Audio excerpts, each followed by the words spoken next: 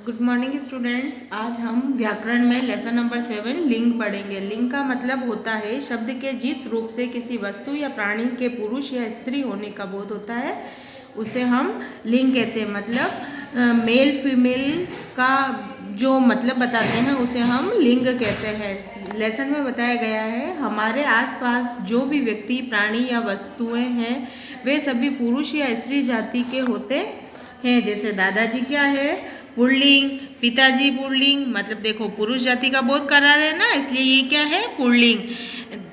दादाजी, माताजी स्त्री जाति का, दादाजी नहीं बेटा, यहाँ पे मात्रा नहीं छपी है, दादी जी।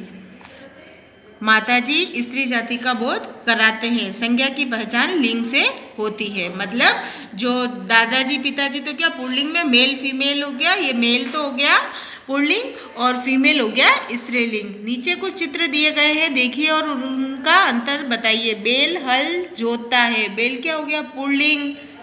तो हम क्या करेंगे, ये बेल पुल्लिंग में आता है। गाय घास खा चरती है, तो मतलब गाय घास चरती है, चरती क्या हो गया, गाय स्त्रीलिंग। लड़का गेंद खेलता है, तो लड़का क्या हो गया, पुल्लिंग। बालिका नृत्य करती है, तो बालिका स्त्रीलिंग। मुर्गा दाना चुगता है, तो मुर्गा क्या हो गया, पुल्लिंग। मुर्गी चूजों के साथ है, मतलब मुर्गी क्या हो गया, स्त्रीलिंग। मोर नाचता है, मोर नाचता है मतलब पुल्लिंग। और मोरनी दाना चुग रही है, मोरनी क्या हो गया, स्त्रीलिंग। इन चित्रों में दो अलग अलग जातियों का बोध हो रहा है।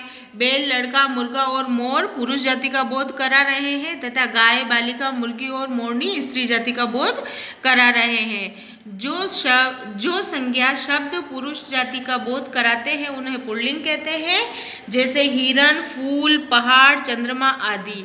और जो संज्ञा शब्द स्त्री जाति का बोध कराते हैं हम उसे स्त्रीलिंग कहते हैं। मतलब जो स्त्री का बोध कराती है उसे स्त्रीलिंग, जो पुरुष का बोध कराते हैं उसे पुल्लिंग कहते हैं।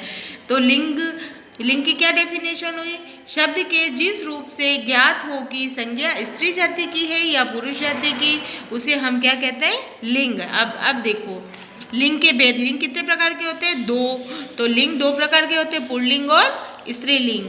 तो पुरुष जाति क्या हो गई, पुल्लिंग, और स्त्री जाति स्त्रीलिंग। बेजान वस्तुएं भी पुल्लिंग या स्त्रीलिंग होती है, जैसे सूरज पुल्लिंग, वर्षा स्त्रीलिंग, पहाड़ पुल्लिंग, नदी स्त्रीलिंग। अब नीचे देखो, अब आपने जाना ये वाला है ना। तो संज्ञा के जिस रूप से किसी वस्तु या प्राणी के पुरुष या स्त्री होने का बोध होता है उसे हम लिंग कहते हैं। लिंग दो प्रकार के होते हैं, पुल्लिंग और स्त्रीलिंग। पुरुष जाति का बोध कराने वाले संज्ञा शब्द पुल्लिंग कहलाते हैं और स्त्री जाति का बोध कराने वाले संज्ञा शब्द स्त्रीलिंग कहलाते हैं। बेजान वस्तुओं का भी लिंग होता है। दिनों, ग्रहों, पर्वतों, महीनों, सागरों, देशों, धातुओं, रत्नों आदि के नाम सदा पुल्लिंग होते हैं। मतलब ये जो भी नाम है वो हमेशा क्या आते हैं, पुल्लिंग में आते हैं। नदियों के नाम ब्रह्मपुत्र नदी के सिवा, मतलब नदियों में खाली ब्रह्मपुत्र ऐसी नदी है वो स्त्रीलिंग में नहीं आती है। भाषाओं, पुस्तकों, तिथियों, लिपियों के नाम सदैव स्त्रीलिंग में आता है। खाली ब्रह्मपुत्र नदी होती है वो नहीं आती है स्त्रीलिंग में। कुछ शब्दों के लिंग नहीं बदलते हैं, जैसे भालू, तोता, कौवा, सियार आदि पुल्लिंग या तथा मैना, लोमड़ी, चील आदि स्त्रीलिंग है। इन्हें अलग अलग करने के लिए शब्द के पहले नर या मादा लगाते हैं। मतलब इनमें भी नर मादा लगाते हैं। नर तो क्या हो गया, पुल्लिंग, और मादा क्या हो गया, स्त्रीलिंग। सभी पद पुल्लिंग होते हैं, जैसे इंजीनियर, प्रधानमंत्री, पत्रकार, राष्ट्रपति आदि। ये सारे शब्द पद क्या होते हैं, पुल्लिंग में आते हैं। लिंग की पहचान शब्द तथा क्रिया से होती है।